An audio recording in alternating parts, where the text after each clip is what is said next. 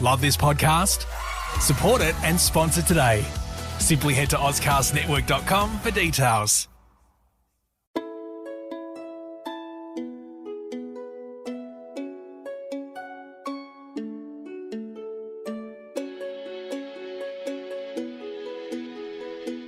Welcome to Hong Kong Confidential. I'm Jules Hannaford and I'm your host. I'm an Australian woman and I've been living in Hong Kong for many years.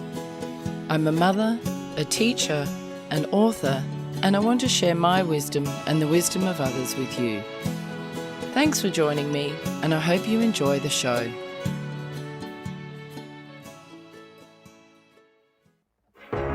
You meet someone online and there's this instant connection. It's amazing how much the two of you just seem to click. They live somewhere far away and there's some plausible reason they can't travel to meet you. They tell you they're in love with you and you feel optimistic for the first time in a long time. They have a successful career, yet somehow they need money from you to solve a short-term problem, always with the promise of paying you back. Time goes on and they need more money more urgently. You've started to see the cracks and begin to wonder whether they've been lying this whole time. All of a sudden it hits you. You've been scammed. Fool Me Twice is the story of my mother, Jules Hannaford, a woman who was drawn into the dangerous world of sweetheart scams.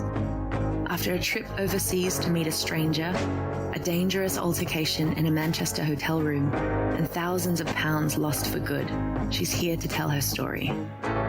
Fool Me Twice, a true crime podcast, is available on Apple Podcasts, Ozcast Network, and anywhere you listen to your podcasts. Today I'm here with Sonalie Figueiras. Hi Sonalie, thank you so much for joining me today. Hi, Jules. It's a real honor to be here after so long hearing about you. I've been hearing about you for a long time. I've been meaning to catch up with you for ages. You've been on my hit list for a long, long time since I listened to you on Regina's podcast, #Impact. Yeah, I was really impressed. I loved it.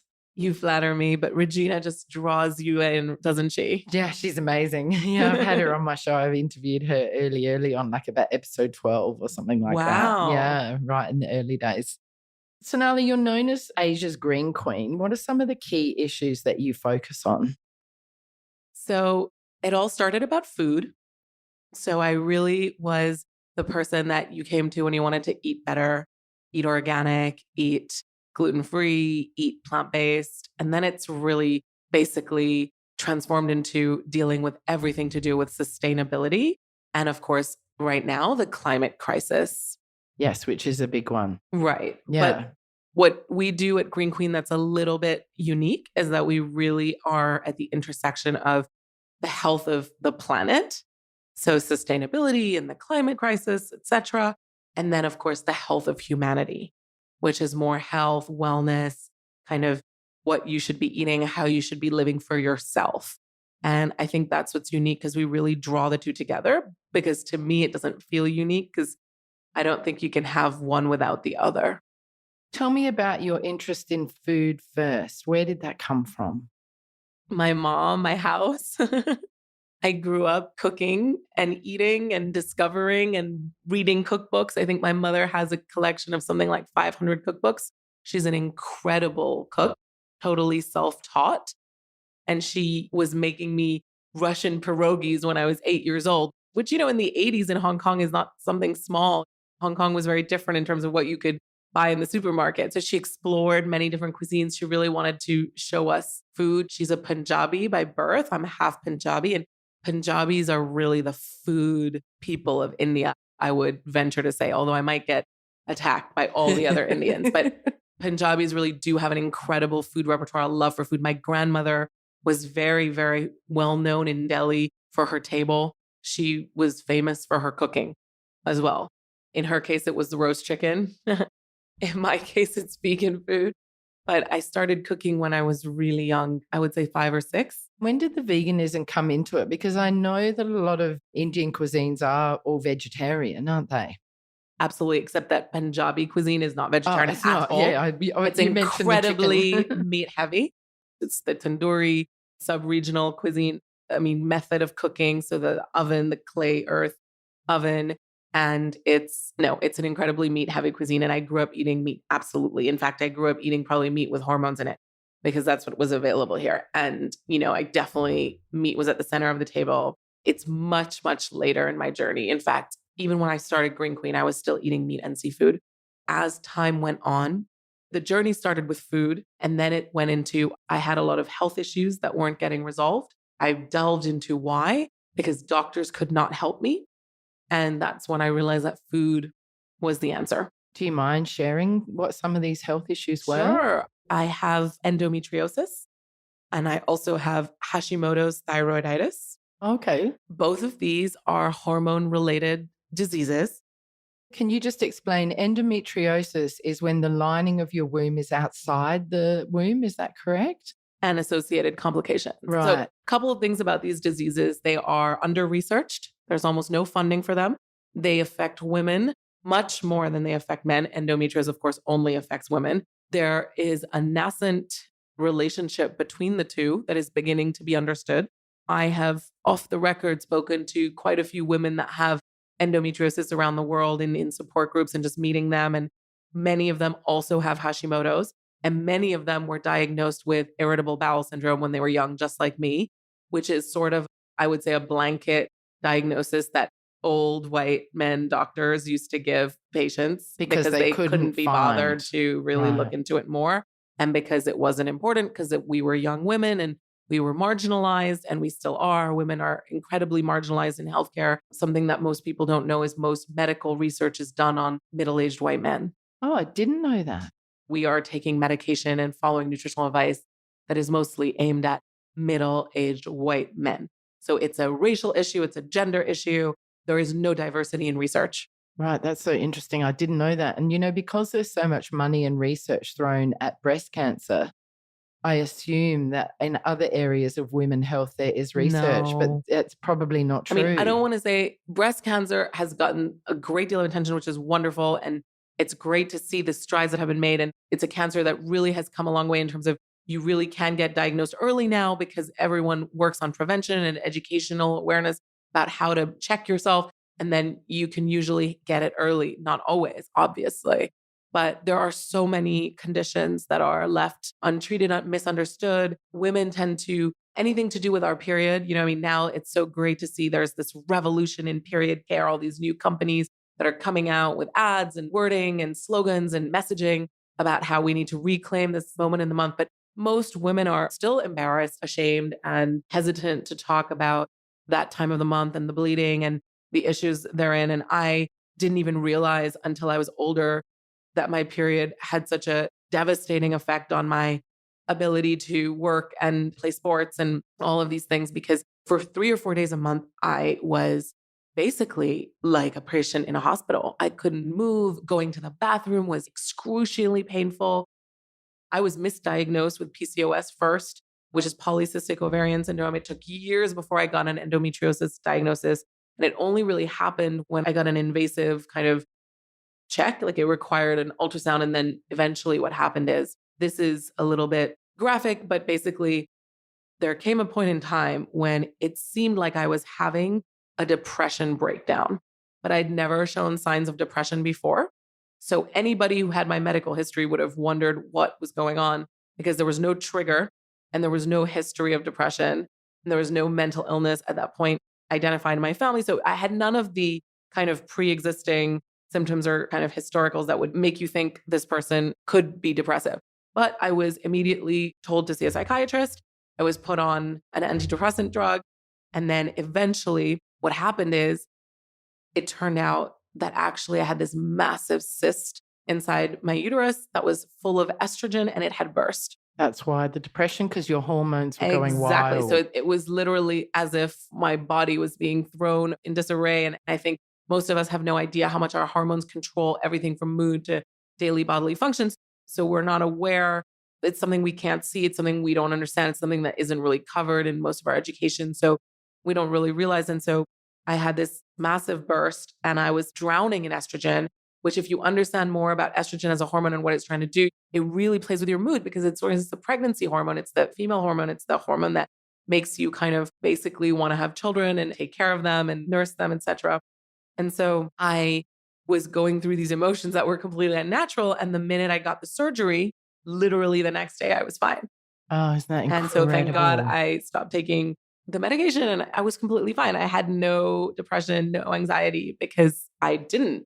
It was literally all hormonal. That's so interesting.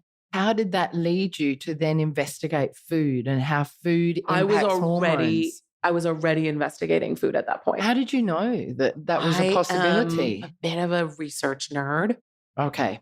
In school, I love writing reports. I love kind of getting it into the thing. I was the kid asking why a million times, driving my parents crazy. Why does this work like this? And this is a time when we didn't have Google and we didn't have the internet. So it was a lot more complicated. You had to go to the library. I spent a lot of time at the library. I knew all about how to, those little cards you had to put in the machines, that old school way to find news reports. I was always very interested in looking at different media about different things. So I started getting just really frustrated. I went to doctors in the US when I was in college there. I lived in London, went to doctors there, had been to doctors here. No one could help me. No one had any answer, any leads, any kind of, forget empathy. No one had any kind of direction on this. And I thought to myself, I luckily did not feel that I was wrong, which I think a lot of women are made to feel like, oh, you must be imagining it. But I knew I wasn't imagining it. I knew this had been going on since I was 14. I knew that there were issues. I knew that it was odd that I had all these things and they might be connected. So I just had that feeling and that kind of determination that something was wrong. And so I went to Google and I started searching. I started putting my symptoms. I started learning about hormones and food, how what you eat can be full of hormones. That's how I found out about kind of the chicken I was eating and the dairy I was eating, right? And I had consumed a lot of dairy and a lot of chicken and a lot of beef as a child. And, at this point, we didn't even know about the hormones in the fish, but I hadn't consumed a lot of fish.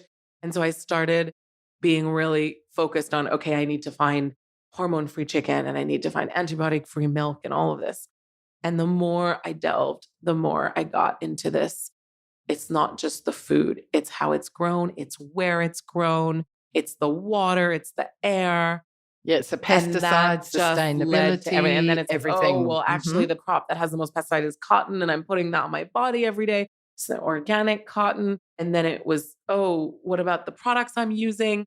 They have ingredients that are known to be hormone disruptors, BPA, etc., parabens. I mean, there's so many. So I became just completely focused on these things. And I started living a life where I changed all my products. I changed, I only ate organic. I went to local farms. And of course, I was discovering all these things. And I was doing it at a time when Hong Kong was really, really not the place that was friendly for this type of lifestyle. And so I just started thinking, well, other people might want this information. And that's how the idea of putting it online came about. It was really only supposed to be kind of a private blog where I was sharing some information and That's where you started Green Queen Media. When was that? End of 2011. 2011. Oh my gosh. And now you've grown into a huge phenomenon where you're covering virtually every kind of global issue and sustainable development goal that's possible, really, aren't you? Trying to. Yeah. I'm really lucky. I've recently been joined by a bigger team and particular a writer, Sally. She's quite special and amazing. And we are able to work together and really cover everything to the degree and to the depth I want to, because that was also part of it is that, so in 2011, it was really at the end of 2011, it was only just basically a blog. I was sharing some resources. It definitely took off, but it's only in end of 2013 that I started treating it as a media company and basically committed to an email every week, new articles every week, updated content, a Facebook page. I didn't have that for the first 2 years. So it's really only, let's say, beginning 2014 that it started. And as the time went on, we were really the only media covering this space. And again, covering both sustainability and health. There started to be a little bit in health, a little bit in wellness.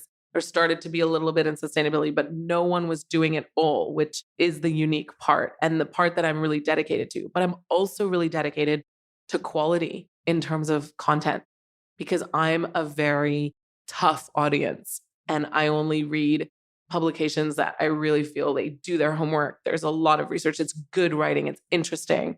And that took me a really long time to kind of develop because I don't think we have the best media ecosystem here. Asia is a place where there's not a lot of truth in advertising laws. Media is very unregulated.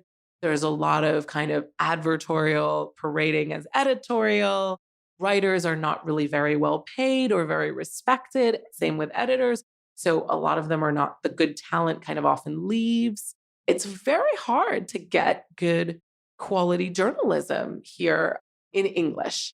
I can't speak for Cantonese because I don't read Cantonese. I assume that's not the case. In Cantonese, there's probably plenty. But here in English, it's tough. A lot of what's out there is very much lifestyle, kind of shopping led. Fluffy. Yeah. Yeah. And the problem is I'm just not a fluffy person. And I'm kind of a nerd. And I like seriousness. And I like to know that what I'm looking at was looked at thoroughly. So it is difficult because you have to balance that with being a publication that people click on and, making titles appealing. But I think it allowed us to really stand out. For a couple of years, especially the last couple of years when everyone is getting into the space, maybe there was this idea that we were just one of the players. But it's funny because the tables have really turned. And the fact that we've really put our time into research and the fact that we care about credentials, the fact that we go the extra mile has now come to serve us really well because of everything that's happened with Facebook and Google and the elections in America and interference from foreign lobbies and, Cambridge Analytica and all of this stuff, fake news. And this is something we reported on in our trends report. I really think people have now more than ever are looking for authenticity, credibility, and quality. And so I actually think journalism's about to have a golden age, whether it's in podcasting or in video. I think we're going to go back to the basics. I think your audience or the audience or society, people out there, they want what you're offering. People are now becoming so much more aware that our resources are limited and that we have to take care of the planet or it's not going to be here in X many years. People are worried for their children. People are understanding climate change and that, well, everybody except some of the politicians are understanding climate change. I think that you went into a space in 2011 that is really just getting traction now in many ways with the regular people. Would you agree? Absolutely. I mean, people thought I was nuts. Yeah, I bet they thought you're a complete weirdo hippie. Totally. A hippie, if you would know me, that's not really my MO, but people thought I was crazy.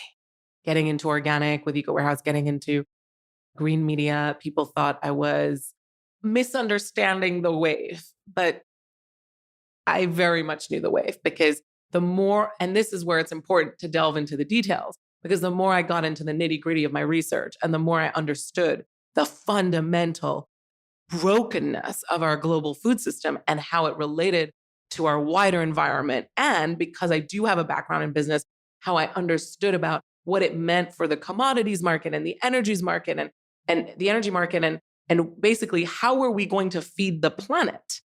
Because that's where the connection has to be made. We are not on track to be able to sustainably feed this planet based on how we consume what we're doing to the climate because of our habits and because of food security issues. And so I knew 10 years ago that this was going to play out. Right. So you and could so see I this knew coming. this was coming. Tell me about food security issues. What do you mean by that? Absolutely. This is a term that you're going to be hearing a lot more about. It is obviously going to be related to the climate crisis. And I do want to take a moment and say, I no longer say climate change. I say I have joined The Guardian and the New York Times and other major publications. We are part of something called Covering Climate Now, we Green Queen. And basically, we've all taken a sort of an oath to the planet as a responsible media and really said, we're going to call this what it is, which is a crisis. And climate change was felt to be it just did not convey the seriousness of the issue. So that's why I keep saying climate crisis. And that's why we've changed our language on Green Queen and many outlets across the world that really are committed to raising the profile of our climate crisis have changed our language too. For the people out there who don't really understand the climate crisis, Mhm. can you sort of put it in layman's terms and just explain to me what it means and what impact is it having on the planet? Basically, when we consume things, we are consuming things that are produced, and the way they're produced uses up resources. And also, because we live in a non circular world and in a linear world, our resource creation causes waste and unintended consequences. What that means is that then destabilizes things like if we have many industrial plants in an area that causes air pollution. Air pollution then causes rain pollution, acid rain, for example, which then goes into our crops, which then makes our crops less nutritious, which also then goes into our soil, which then makes our soil less nutritious, which then perhaps might affect biodiversity in that region, which means that we might lose animal species. If we lose those animal species, we're upsetting the equilibrium. So then we might lose other plants. Monocropping and farming. So being over reliant on one or two crops like soy and corn in the US and across much of the world means that we are killing wild animals and taking away their habitats in order to plant more monocrops. And monocrops, again, is not a great way to keep your soil healthy and usually requires a ton of the word pesticide, which covers insecticides, fungicides, herbicides, all these sprays and chemicals we need to put into agriculture in order to kind of get the yields we want, right? That's the other thing. We basically industrialized our food production. We industrialized plant production for textiles. We industrialized everything. So the Industrial Revolution set off a whole new way of producing and therefore a whole new way of consuming, because the more we produce, the more we consume. But also, if we're also producing a lot, we also need to consume a lot. And so this idea of consuming came about. All of these things creates what's called a carbon cost. And that is basically an amalgamation of different parts of an equation, but essentially it causes damage to our planet, whether it's we've lost resources that we can't get back, whether it's pollution in the form of air, soil, water pollution, whether it's just in terms of releasing toxic gases into the atmosphere, which is the most commonly understood form of the carbon footprint, right? Your greenhouse gas emissions, which then go up into the atmosphere and then cause a warming of the planet. And it's an artificial warming of the planet that has then unintended effects because it means that we have more extreme weather events, which we already see happening. We have droughts and fires, for example, in Australia or in California or in Europe. We have temperatures that are so high now that parts of Europe that were temperate are no longer livable in the summer. I mean, in Europe in the summer, it was 45 degrees in France. That's the same as in India, not at the equator level. So we are seeing these changes happening, and it's making our life more difficult to live. Because if you think about food production, we're losing surface area across the world because it's getting too hot or too kind of intemperate to grow food in those areas. And so that's going to cause a diminished land space for us to grow food, which means basically it's going to be harder to grow food.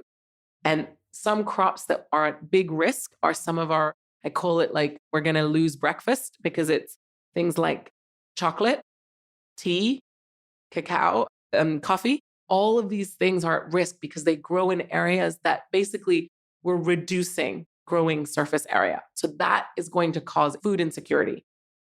Now, unfortunately, the people that suffer the most from food insecurity are the poorest among us. Sub-Saharan Africa, lots of parts in Asia. And in fact, we cover this a lot, but a lot of the effects of climate change will be felt in Asia. By 2050, we're going to have 50 billion people.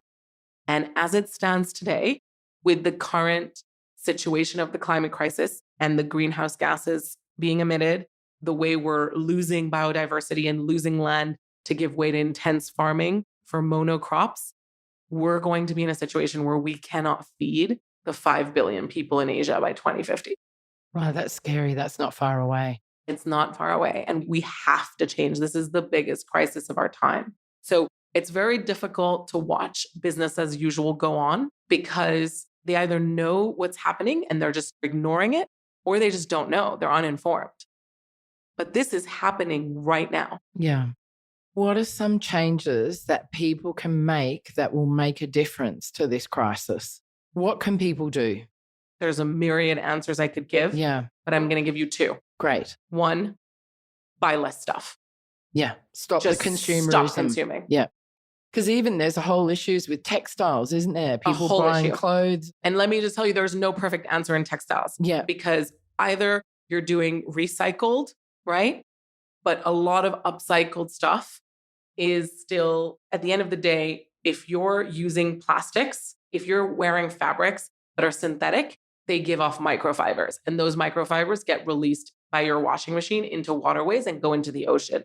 Or you're using cotton, which has the highest use of pesticides of any crop in the world. See, I didn't know that. Okay. Or you're doing organic cotton, great, no pesticides. However, very, very high in water consumption. I mean, at the end of the day, producing cotton takes up a lot of water, period. There's also dyes, which we use, which are harmful. Most of them, if they're incredibly neon or certain types of colors, they are usually toxic. And we haven't even touched upon ethics.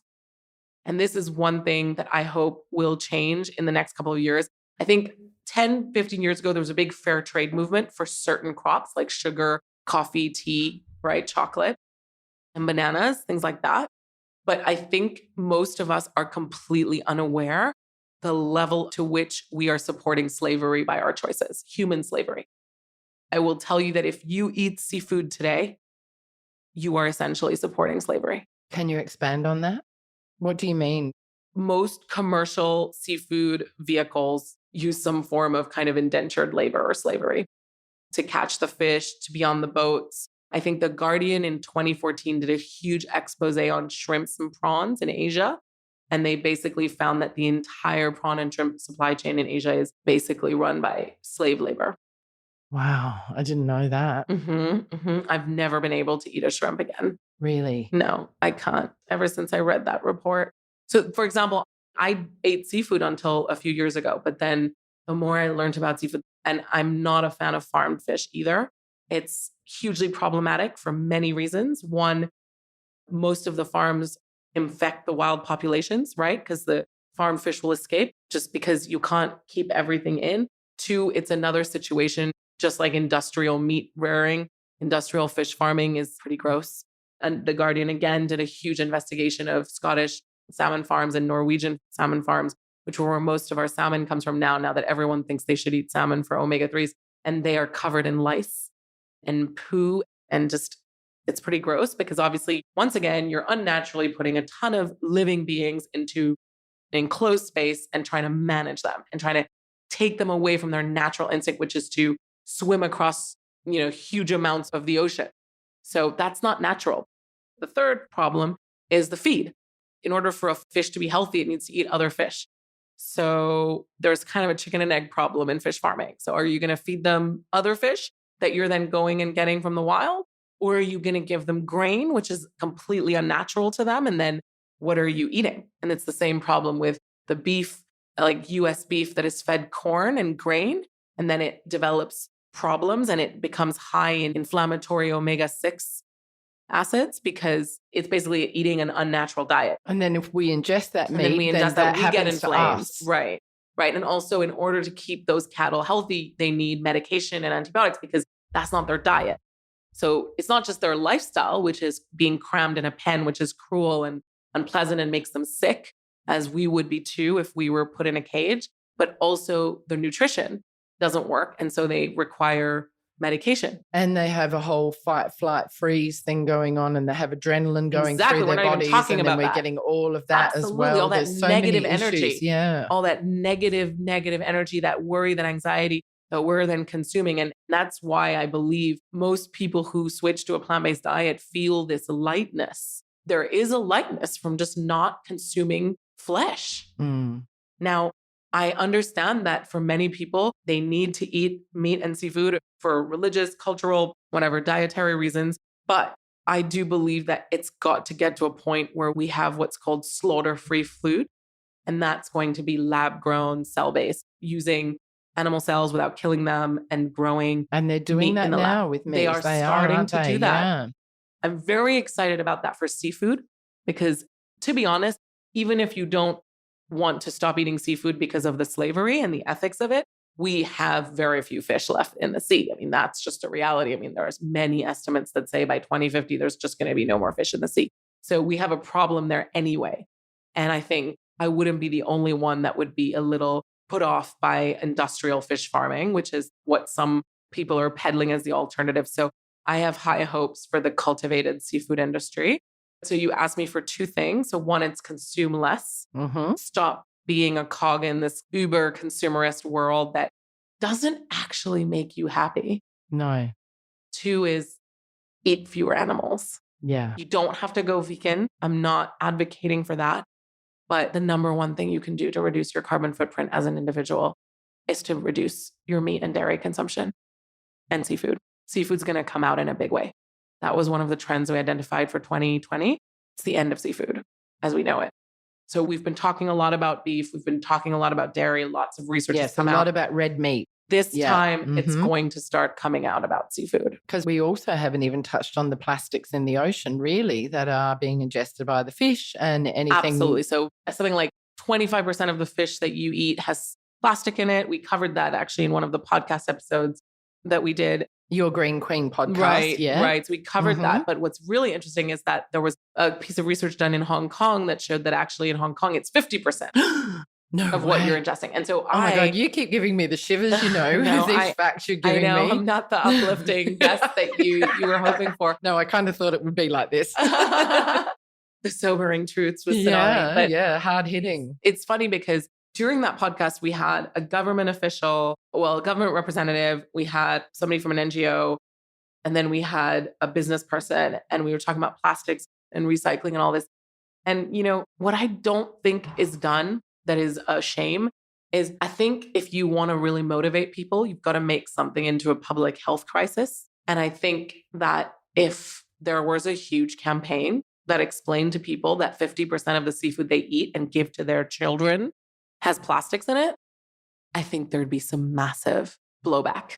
And I think it would force the government to act. Yeah, I think you're right. And I mean, we've just seen that happen with toilet rolls in Hong Kong, haven't we? We've seen panic buying of toilet rolls during this coronavirus because somebody on social media said that the toilet roll making plants in China have closed and we're going to run out. And so there's panic buying. So you just need that kind of wave of hysteria to go behind it. Sort of. I mean, it just is a little bit easier for people to take on a cause when it affects them personally and when it affects their children and their family. Yes. It's just something about human nature that makes it difficult when things are kind of opaque or just bigger than us for us to kind of grab onto it.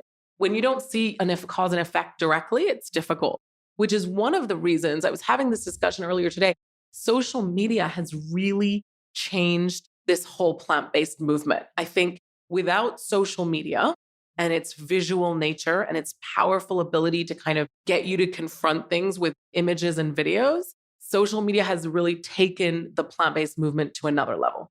Because in a positive way. Absolutely. Yeah. Because I think it's one thing for activists to tell you, it's one thing to read articles, but to see a video of dairy calves and what happens to them, you can't get that out of your mind. There's something about video and images that sticks in our minds for most of us. Definitely. I watched Cowspiracy and I have not been able to drink milk since. There you go. I can't even bear to think of the thought of having milk. Exactly. Yeah, after watching that. So it's that kind of power that these documentaries and just video clips and images have. I think the same thing happened for the plastic movement. There was this short video of this fellow in Bali scuba diving, and he was covered and he was next to a manta ray. And there was plastic everywhere. And I think it just shocked the world. I think that was in 2018.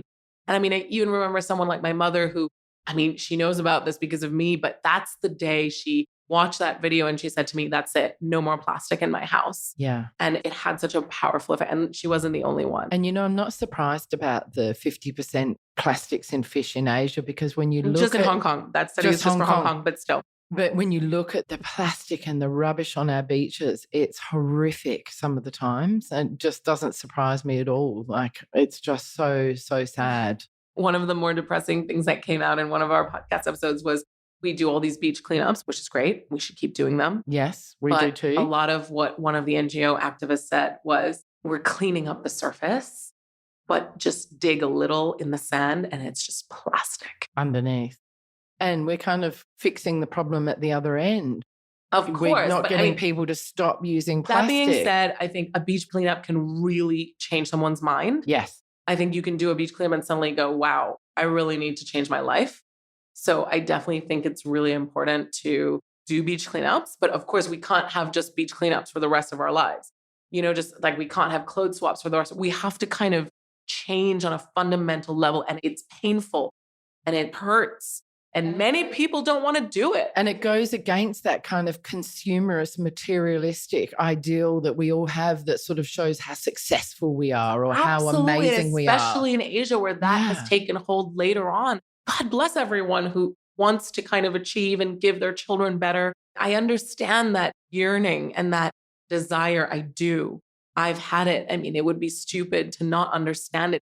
It's a natural human desire, but the crisis is so vast and so serious. So we have to make change. Yeah. And people only want to hear positive stuff. And it's just, I don't fully agree with that.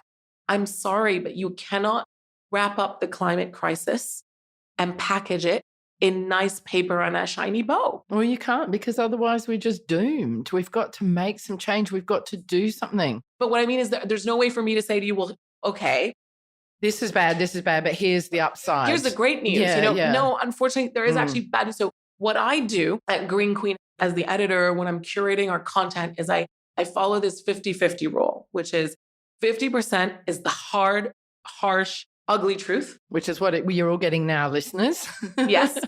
But the other side, and this is the part that gives me great hope and why I can get up every day, is the innovation and the pioneers and the people that are changing things.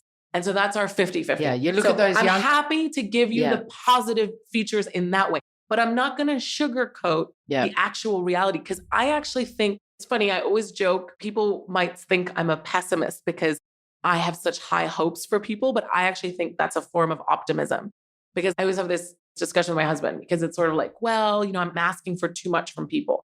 My standards are too high. But for me, what I'm saying is actually I trust people. And I know that in the right circumstance, people they're going to rise up and they're going to do the right thing. Whereas if I just say, actually, people are basic and they don't want any bad news and they just want everything sugar coated to them in a nice little yummy pill, then what am I really saying about people? That's the pessimist's view. Yeah, absolutely. Because then you're not giving people credit. You're not giving people credit. You're talking down to people. You're saying, patronizing you're kind of a bozo and I'm going to give you a little pill to make you feel better. I don't believe that.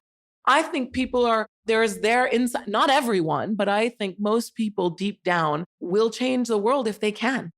Yeah. And I'm there to help with that. And something maybe you can help with, because I think so many people will listen to this podcast and have great intentions and be like, right, I'm going to stop using plastic. I'm going to go vegetarian as much as I can. I'm not going to buy any new clothes for the next couple of months.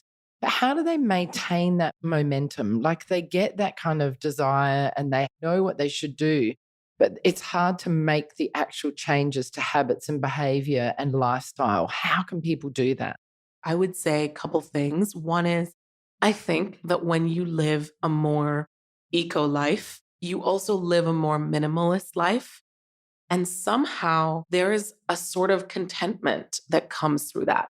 So I see a lot of people that when they take a few of these measures, they feel better physically, mentally. So I think that keeps you going. I've seen many people, they've tried to eat less meat for a month and they genuinely felt better. They had fewer energy slumps. They felt brighter, lighter, as I say, but I don't just mean in pounds. I mean mentally lighter. And that kept them going. To go back to nature. The natural world is so beautiful and so majestic and all around us. And, somebody yesterday said to me, when I'm in nature, I have to believe in the divine because it's just so incredible. And I thought, That's interesting. Theological discussions aside, I feel that nature is therapy. Being in nature is the number one thing that if somebody said to me, what do you advise people to do to feel better? I would say go spend time in nature. Yeah, Because it's one of the best things from any mental health issue. you Start literally there. cannot feel worse. Nobody goes for a hike in the trees and goes, I feel worse. No, right? exactly. And so I think if you spend more time in nature and you kind of have a bit of a simpler life because you're buying fewer things, you're realigning yourself. So your question is, what can people do to keep going? What I would say is stick with something long enough that there's an intrinsic change in you. And take time to reflect on that change and take time to feel gratitude for what you've been able to achieve. And that reflection and that gratitude can drive you forward. Okay, well, I love that. Put that in your magazine. No, I think you get credit that you came up with that. That's great, isn't it? It's fantastic. And I think that's so true. I love that you said gratitude because that's actually another healing thing. I should have said that. Yeah. It's okay. I can let you have it. No, not at all. It's just I'm such a believer in gratitude, especially most of the people that are going to be listening to this podcast and that we have such lucky lives. And, we're in the position where we're even able to say, I'm going to minimize my life. Most people can't do that because they're just trying to survive. And I think, there was this study that really marked me last year. I think it was in George Monbiot's column in The Guardian. He's the environment writer at The Guardian. And of course, I love him. But he wrote about inequality and he wrote about how when you become incredibly wealthy, your brain actually changes and you lose the ability to be as empathetic as you were before. Is that right? I don't have the full details and I can look them up. But that's interesting. There is this kind of connection between being incredibly well and what it is that you isolate yourself from people who struggle and you're not seeing it and you're not facing it and you're not interacting with it. So you lose your ability to essentially understand it. And it's essentially, I guess what I want to say is gratitude, empathy, kindness. These are muscles. These are not things you're born with. Yes, we've got to practice We've them. got to practice. And you know what? We don't say that enough. No, we do. And we do in school. We teach our kids gratitude and kindness and empathy and all of that. Wonderful. Yeah, I definitely didn't learn that in school. No, we teach it as a part of our Learning for Life program. And that's something that wonderful. They really, but let's talk about adults. Develop. Yeah, let's talk about and adults. All of us who didn't learn that in school, people will say to me, oh, well, that person, she's just a kind person. That's just who she is. And I said, no, that is something you practice. That is something you get better at. Being considerate of others, thinking, being thoughtful. I had this discussion with a very close friend and they grew up with parents that were not very thoughtful. And I grew up with a mom that really was incredibly thoughtful. She always thinking, how can you be more comfortable? So I learned that as a behavior because it was modeled to me. And I think you can learn that. You can seek that. The other thing is that once you start practicing these things, you get rewarded. And I mean emotional reward and spiritual reward. And that drives you forward to do more of it. Like, there's nothing better. Like if somebody's suffering from low mood or anxiety service and giving back to others. And I've just done an episode with Sue Toomey with Hands on Hong Kong. Get down to Hands on Hong Kong. Wonderful. And give back to the community and it will make you feel better, just like getting out to nature. Like they're the two things I tell kids to do when they come to me and say, I'm anxious or I'm stressed or I'm feeling down. Nature get and out service. And go for a walk and go and do something good for somebody else. Give back. Get out of your pay hole. It forward. Yeah. That does not belittle anyone's feelings or mental struggles. No, and it won't necessarily fix them. And it will not fix them. But it can definitely help you turn a corner or get out of a small slump. We do live in a society that is a little bit too inward. And I have to say, as wonderful as it is that wellness and self-care and all of these, movements and now industries have taken off, I'm thrilled to see, and especially for women, I think it's wonderful. One of the arguments for why wellness and self-care has taken off so much is because women have been so ignored by the traditional allopathic kind of medical structure that we live in. But I hope it doesn't become this practice of ego, because you know what we need a lot less of in our world? Ego. It's a little bit too much what about me? What do I need? What will make me happy? And sometimes it's like, no, go and be with people that actually have few choices, struggle to get the basic of Maslow's hierarchy of needs met, and you will get some perspective. Absolutely. You need a lot more perspective. And this is all related. Being kinder to animals, being kinder to humans, eating less meat and being kind to animals is connected. There's a spiritual level to it that you may not anticipate. Many people I know start off eating less meat for environmental reasons or health reasons, but eventually something develops. Adopting a pet, that changes you. I mean, I really struggled with that when we got a dog. Why would I eat meat when I wouldn't eat my dog? That's when it all went, okay, vegetarian. And then it sort of went from there. How has being mostly meat-free for you impacted your life personally?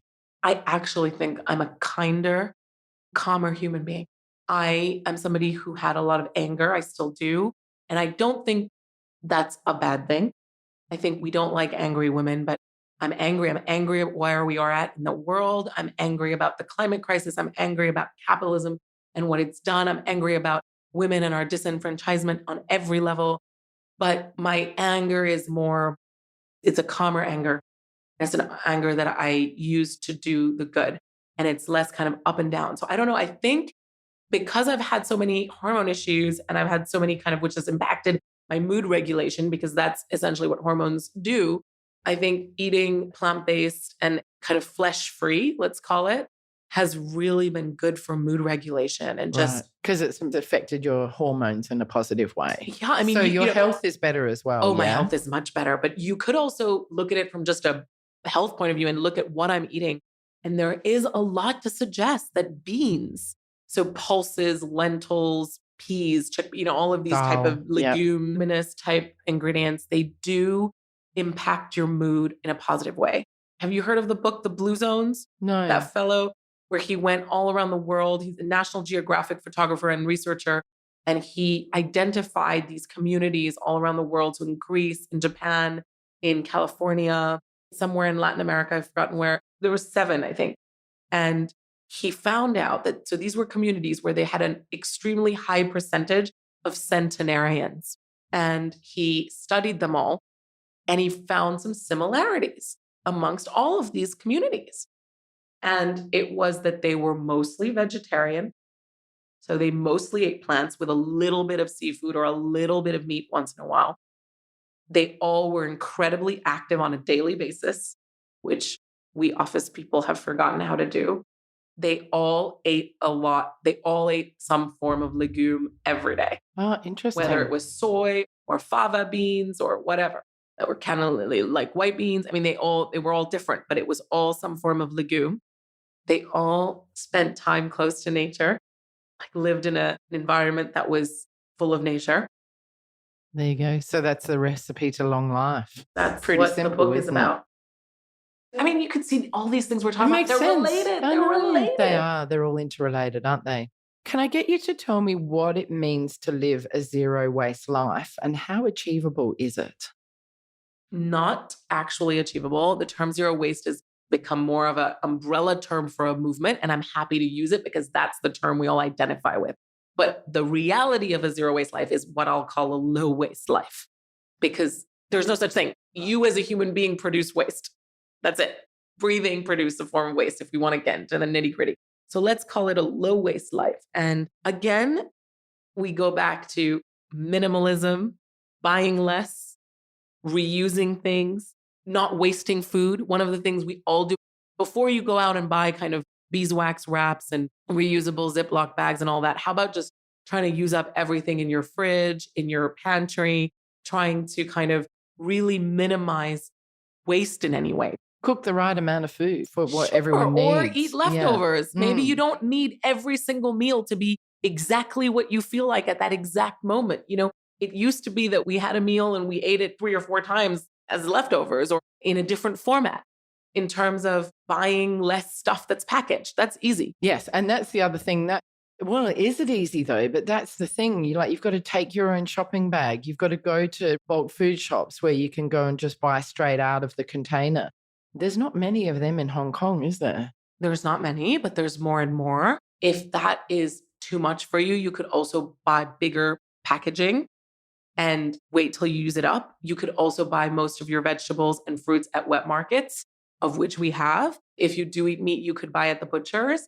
If you do eat seafood, we have seafood markets. I mean, you could just change your attitude. Same with the bakery. You can easily bring your own bag. So a lot of this is available in every district. Other little things like just having a water bottle that you take with you and having a coffee thermos that you take with you and you refill and Those you are the use basics. throughout the day. I've got one here in my bag. Those are the Yeah. basics. Like I And just carry that with me absolutely, everywhere. And so then you don't have to. And I think we've gotten to the point where a lot of people do have that minimum down, but yet I still see lots of people with Starbucks cups. I mean, I think I would say make it a challenge, like say to you, and quit one thing at a time. So for example. So that makes it more manageable, doesn't Yeah, it? it makes Like it more small fun. goals. Yeah. So pick a couple of friends or someone in the family and say, okay, this month we're not going to buy any new clothes. Okay, boom. Next month, it's going to be no delivery, no takeaways without a reusable container, which also will make you less lazy, because how lazy is it to call a delivery company to give you food from one street away? Yeah, get up and go and get I'm it sorry, with your but container. that has just gotten out of control. Maybe month 3, it's going to be, okay, try to not buy anything packaged for the kitchen. Month 4, only refillable or bar soap toiletries. So you do it in such a way. And I mean, we have guides, we have resources to guides. There's many ways to do this. But at the end of the day, let's be honest. If you are going to go and do any of these things, whether it's shop less, live low waste, eat more plant-based, less meat, less seafood, less dairy, there has to be a little bit of a conscious choice from you.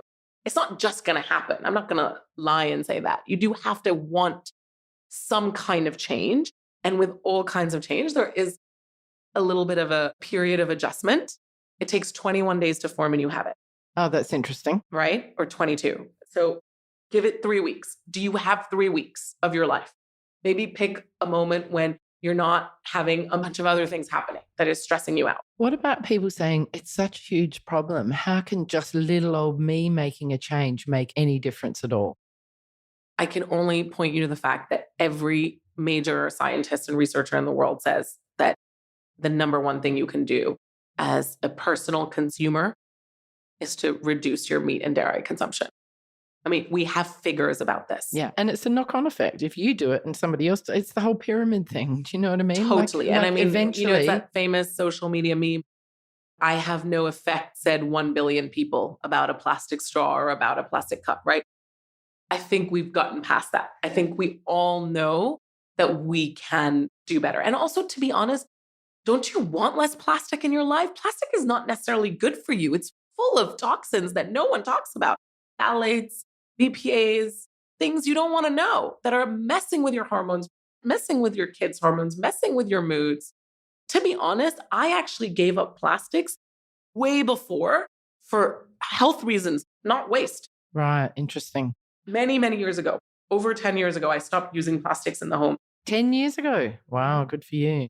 When this zero waste thing happened, it was sort of second. I already was like, living hello. like that because I didn't want to keep my food in plastic containers. What are some of your eco predictions or trends for the future of sustainability? Well, we just came out with our trends reports. We highlighted 15 different major trends. I talked about one earlier that I really think is important, which is seafood is going to change. And I want to go back to fashion. So something that's really interesting is there was this major research report done last year. We quoted it a lot, and it basically said that we're actually, the secondhand clothing market is going to overtake the fast fashion new clothes market. And I think if you pay attention to fashion headlines, not a day goes by without a major fashion brand announcing a sustainability pledge, product, new branding, new commitment, whatever it is. You can no longer be a fashion brand and not talk about sustainability on the world media stage. So I think that's a huge change. Because you'll be judged if you don't. Exactly, because the two have become inextricably linked. Customers have, just as 2 years ago, it was the plastic thing. 5-10 years ago, it was the whole organic, what's in our food, right?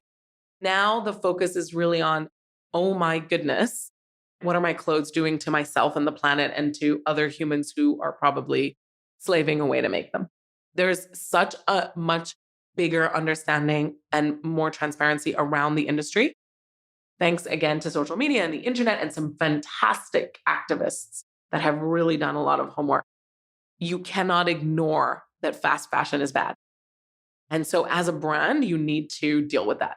I think for our listeners, can you just explain what you mean by fast fashion? Fast fashion is fashion that is made to be disposable, made cheaply, made not to last for the basics. So, of course, mostly high street brands. They're usually made in factories where the workers are underpaid and mistreated.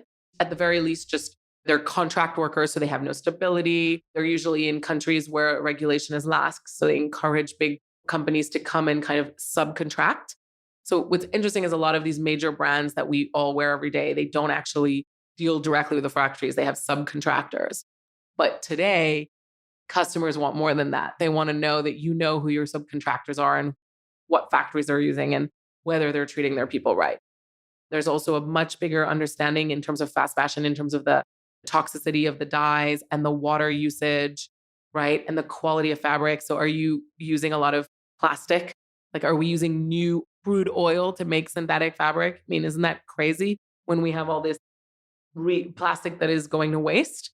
Or are you using, there's a lot more interest in veganism, right? So fur, silk, leather, these are things that are now being questioned as never before, right? Animal skins. I told you about the cotton, right? We now know that cotton is a very dirty crop from a pesticide point of view. Do we go organic cotton? But that's much more expensive, right? So brands have to contend with all of this that consumers now know about. And this is being kind of branded as fast fashion. See, the luxury labels get to kind of see themselves in a different light because their selling point is that, oh, well, we make quality and we're selling you something that lasts forever. That's really what they're trying to sell you. That isn't always the case, though. Yeah. Well, they're not telling the truth. Well, a lot of people would argue that many luxury brands have lowered their quality and produce in factories that are not that much different than fast fashion. What are some of the brands that you know are very good for sustainability and the environment? Do you know any that are really doing the right thing? I prefer not to name names. Okay, because fair enough. I just know too much about so many things. Okay, I think that there are many brands that are going in the right direction. Mm-hmm. And there are others that need to get on board. Right. So I think the number one thing that a brand is going to do is try and tell you that they're making you a forever product. But that's the absolute table stakes of I'm sustainable, but that's not good enough anymore. No. As a consumer, though, you can do research into the company or the product that you're buying, can't you? You absolutely can. There are many indexes. There's the FAIR I was just wanting you to make it easy for index. Me. I'm happy to give you a list off the air. I'd rather not because obviously this gets shared and then it's sort of, I said this, I said that. Yes, of course. I mean, there are some very interesting steps being taken by both luxury and fast fashion brands alike. But are we really at a point where I can clap and say this is where we've reached? No. I think my hopes are for a rethinking of the fashion industry to be very circular. So I'm very excited about upcycled brands or collections. What do you mean by upcycled? That's where you're using dead stock or end of roll fabrics and you're basically creating garments out of stuff that would have gone to waste. It could also mean making fiber out of, for example, recycled fishing nets, which we're seeing a lot, right? So that's where I find it exciting, other than secondhand. I think the era of buying new is about to take a big hit and have to completely redefine itself. See, that's so interesting that we're having this conversation in Hong Kong where it's like the shopping mecca of Asia. You know, do you think things are going to change in Hong Kong? The most impressive kind of fashion textile waste charity in the world is based here, and that's Redress by Christina Dean. Oh, yeah. I went to a Redress event recently. So that is a 10-year-old NGO founded by Christina Dean that fights textile waste because obviously we live here right next to where most of the textile manufacturing is done, the yarn manufacturing. I think even big fashion and textile conglomerates here in Asia are reckoning with what it means to be a producer in the 21st century and what it means to deal with this new wave of sustainability. So I think what a lot of people don't realize about fashion is that the supply chain is so vast and has so many different players at different levels, from the brokers to the retailers to the designers. Now, there are some stats that say basically 80% of the sustainability of a product is decided at the design stage, which is quite interesting. So what a lot of activists in fashion want to do is they want to retrain how designers think. And so Redress, for example, has the Redress Fashion Awards, where they basically get some of the most talented young designers in the world, and they school them in this thinking of using upcycled, dead stock, end of roll materials, recycled fabrics to create collections. I was watching Next in Fashion, which is the show on Netflix, and one of the designers there went around, they had to make something out of denim. So one of the designers went around and got all of the offcuts from all of the other designer literally off the floor and made a dress and a complete outfit out for a man out of all recycled denim. And he won that challenge. So that's upcycled. And what he created was absolutely fantastic. So Redress, their entire fashion show is basically that. How cool. Yeah. Isn't that And they've great? been doing it for, I think, 10 years or maybe 8 years. And their fashion show last year was incredible. So, I mean, that's already happening. It's really exciting that we're here. I think because we're right near the production, that's where kind of a lot of the change needs to happen. Yeah, meaning in China for listeners out there. Right. Yeah. But also kind of we're near some of the Bangladesh factories. Vietnam. Absolutely. There's a lot to do right here. So that's going to be a major trend that's going to kind of shuffle up the world. Cool. Are there any other trends that you see coming? So cultivated everything. Oh, yes. So the rise of cell-based, right? Most people that I talk to at this point still don't really know what that means. So no, I was just introduced to it recently talking to some friends. I didn't know about it till a couple of months ago. If we spoke next year, I think everyone will know about it. So I think that it's going to be one of those major years for understanding so cultivated, which is the term the industry wants to use, basically refers to cell-based or lab-grown meat. So essentially you use a cell from an animal that's alive. You don't need to kill it. And you then mimic the biorich environment that the tissue would grow in what's called a reactor or a cultivator or whatever. And you then grow the animal flesh. Or in exciting ways, you could also be doing this with milk. And there's actually a really exciting startup in Singapore that's doing it with human breast milk. Wow. So that we can help women who can't breastfeed for XYZ reasons. So there's some amazing, amazing stuff going on. That's so innovative, isn't it? Exactly. Those are the things that we cover that make me feel very excited and feel like we can face this, because the dairy industry is it's got to go. Yeah, it's a disaster. It's a disaster. And I know people say to me, well, what about non-industrial dairy and what have you? And it's sure, in a perfect world, if we lived in such a way that you would only have small quantities and you would only go out and milk your own cow that you've been looking after. Then maybe we could have a different conversation, but that's not the world we live in. We live in a world with almost even then you've still got all your pesticides and all of that. Do you know what I mean? Like absolutely. And you've still also got the health connection. There is a lot of data to show that eating a ton of dairy and eating a ton of meat is not great for you. This is the thing with this reckoning of our food system, which is what it all comes down to. Because let's be honest, we can talk about fashion, we can talk about goods and everything else, but if we can't eat, that's the basics. And that's why for me, it always comes down to food, right? I want to believe in a world where every baby that's born has access to safe, nutritious food that doesn't kill the planet. Perfect. Sonalie, thank you so much for talking to me today. It's been absolutely fascinating, so wonderful. If my listeners want to learn more about Green Queen Media, how can they find your publications? We're on Facebook and Instagram and Twitter, Green Queen HK. And then our website is www.greenqueen.com.hk. But hopefully at this point, if you just type in Green Queen in Google, you will find us. It will just come up. I've done it myself. And I've signed up for your newsletter that comes out, and it's fantastic. It's great reading, and I recommend people get on board to your mailing list. Thank you. On Mondays, we do a lifestyle edit. And on Thursdays, we do a news headlines. Yeah, I'm opening them up and reading them and really enjoying them. So, that's so wonderful to hear. Thank you so much for sharing your wisdom and your knowledge and your understanding, and for educating me and my listeners. There's so much gain from this, which is really fantastic. And although I'm making small changes, I'm really inspired to make more changes. And I hope that that's the same for our listeners out there. So thank you so much, Sonalie. It's been an absolute pleasure. Thank you. Thank you for having me. I've really, really enjoyed this conversation. Yeah, it's been amazing. Confidence for my Patreons who sponsor me on Hong Kong Confidential on Patreon. I'm going to do 4 secret questions with Sonalie, and for as little as $1, you can sign up for Patreon and hear the answers to her 4 questions. If you haven't signed up to Patreon, please go to Patreon.com/Hong Kong Confidential, sign up for $1 a month, and you'll be able to hear Sonalie's secret questions. For the rest of you who aren't patrons, we're signing off. See you later, Sonalie. Thank you so much. Hi, Confidants. I want to tell you about my Patreon page. I've joined Patreon in the hope of getting sponsorship for my Hong Kong Confidential podcast. Patreon is a great way for my listeners to get on board and sponsor me with monthly payments, and that goes towards my production costs and rewards for my members.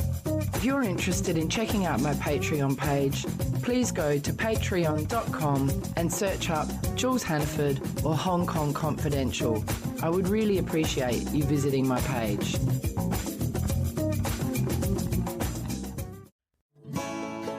So that brings us to the end of another Hong Kong Confidential podcast. I'm Jules Hannaford. Thanks for joining me, and I hope you'll be with me again next week. If you enjoyed today's podcast, please can you go to iTunes to rate and review it. I would really appreciate your feedback. You can email me at jules@hongkongconfidential.net, and you can find me on Facebook and Instagram at Hong Kong Confidential. If you'd like to hit me up on Twitter, it's at Jules Hannaford. I would love to hear from you.